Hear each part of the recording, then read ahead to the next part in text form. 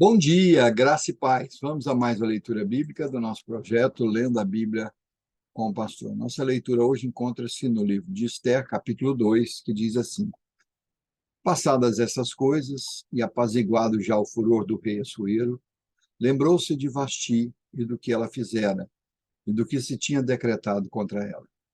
Então disseram os jovens do rei que lhe serviam: Tragam-se moças para o rei, virgens de boa aparência e formosura. Põe o rei comissários em todas as províncias do seu reino, que reúnam todas as moças virgens de boa aparência e formosura na cidade de Suzã, na casa das mulheres, sobre as visitas de Regai, eunuco do rei, guarda das mulheres, e deem-se-lhes os seus ungüentos. A moça que cair no agrado do rei, essa reina em lugar de Vasti. Com isso concordou o rei e assim se fez.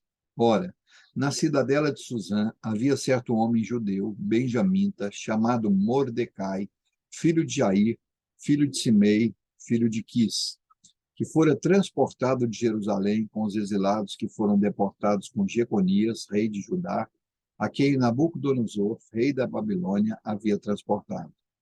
Ele criara a Radassa, que é Esther, filha de seu tio, a qual não tinha pai nem mãe, e era jovem, bela, de boa aparência e formosura. Tendo-lhe morrido o pai e a mãe, Mordecai a tomara por filha. Em se divulgando, pois, o mandato do rei e a sua lei, ao serem ajuntadas muitas moças na cidadela de Suzã, sobre as vistas de Regai, levaram também Esther à casa do rei, sob os cuidados de Regai, guarda das mulheres. A moça lhe pareceu formosa e alcançou favor perante ele, pelo que se apressou em dar-lhe os ungüentos e os devidos alimentos, como também 7 jovens escolhidas da casa do rei, e a fez passar com as suas jovens para os melhores aposentos da casa das mulheres. Esther não havia declarado o seu povo nem a sua linhagem, pois Mordecai lhe ordenara que não o declarasse. Passeava Mordecai todos os dias diante do átrio da casa das mulheres para se informar de como passava Esther e do que lhe sucederia. E chegando o prazo de cada moça vir ao rei Assuero, depois de tratada segundo as prescrições para as mulheres por 12 meses, porque assim se cumpriam os dias de seu embelezamento, 6 meses com óleo de mirra e 6 meses com especiarias e com perfumes e ungüentos em uso entre as mulheres. Então é que vinha a jovem ao rei, e ela se dava o que desejasse para levar consigo da casa das mulheres para ao rei. À tarde, entrava e pela manhã tornava segundo a casa das mulheres, sobre as vistas de Saasgás, eunuco do rei, guarda das concubinas, não tornava mais ao rei, salvo se o rei a desejasse, e ela fosse chamada pelo nome. Esther, filha de Abiail, tio de Mordecai, que a tomara por filha quando lhe chegou a vez de ir ao rei, nada pediu, além do que disse Regai, eunuco do rei, guarda das mulheres. E Esther alcançou o favor de todos quantos haviam. Assim, foi levada Esther ao rei Assuero, à casa real, no 10º mês, que é o mês de Tebete, no 7º ano do seu reinado. O rei amou Esther mais do que todas as mulheres, e ela alcançou perante ele favor e benevolência mais do que todas as virgens.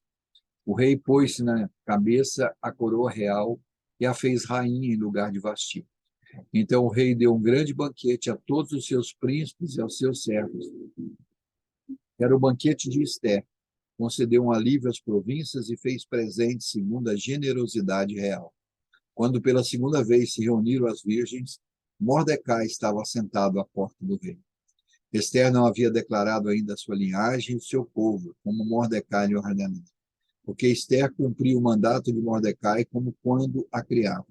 Naqueles dias, estando Mordecai sentado à porta do rei, 2 eunucos do rei, dos guardas da porta, Bigtã e Teres, sobremodo se indignaram e tramaram atentar contra o rei Assuero. Veio isso ao conhecimento de Mordecai, que o revelou à rainha Esther, e Esther o disse ao rei em nome de Mordecai. Investigou-se o caso e era fato, e ambos foram pendurados numa forca. Isso foi escrito no livro das crônicas perante o rei. Aleluia, louvado seja o nome do Senhor nosso Deus, que controla todas as coisas e que nos coloca onde ele deseja nos usar, que todos nós fomos criados para a glória do Senhor e possamos nos colocar nas mãos do Senhor para ser usado por Ele e para refletir a sua glória. Que assim seja para a glória dele. Amém. Deus nos abençoe e amanhã retornaremos com mais um Lendo a Bíblia com o pastor.